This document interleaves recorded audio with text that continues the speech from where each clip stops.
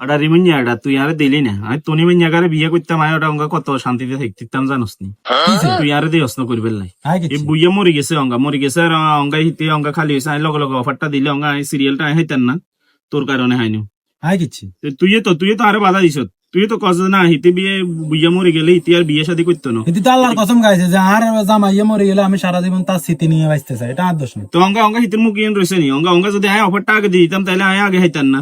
আচ্ছা তোর কারণে আমি হাইলাম না, অঙ্গা তো যা দোষ সব তো তোর দোষ। এখন কিচ্ছু হিতে কি বিয়ে করে গেলাইছে নাকি? তো বিয়ে করে গেলে না হিতি আরেক লাং ধরে গেলাইছে তো উপর করি, তোর কারণে হাইনু আরে তা মাহাইলে কিতেন তাহলে কিতাম এটা আর শোরুম আর হিতি শোরুম মিলে দরকার বড্ডা করে বিজনেস দিয়ে অনলাইনে খালি বিজনেস করতাম এটা। আসনের কথা কইেন না, হিতির শোরুম ইয়ে নলে হিতির শোরুম আর শোরুম কেন হয় ওটা আইন একখান দিয়ে দিতাম, হিতির লোক থাকলে ওটা দিতে যাইতো না, বুঝে ইয়েতে কম আসিল নি সেগুলো দেখাইতাম। তোর কারণে মানে একেবারে মাঠে মারা কিরবে না, সমস্যা নাই, আল্লাহ জাগারা বালা লাগারা অত হিতির টিয়া হয়েছে দাদা তো সব এতলে দেবো তাইলে তো আই করলে তো আইতে এখন লইতে ইতাম ওটা, তোর কারণে হারিনু আর।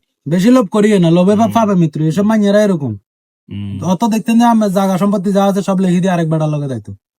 তোর তো লাগে আর ইচ্ছে তুই কর হিতে না বুঝা মরি গেলে হিতে জীবনেও বিয়ে শাদী করতো না কইছে, হিতি কইছে যে না আমি এক পুরুষে আসক্ত, আই এ বুইয়া সারা কনমে যেতে নঙ্গর কথা রয়েছে নি। হ্যাঁ না বালা লাগছে না বুঝলে কি করতাম হারিনু এবার কি মাথা মুথা খারাপ ওটা।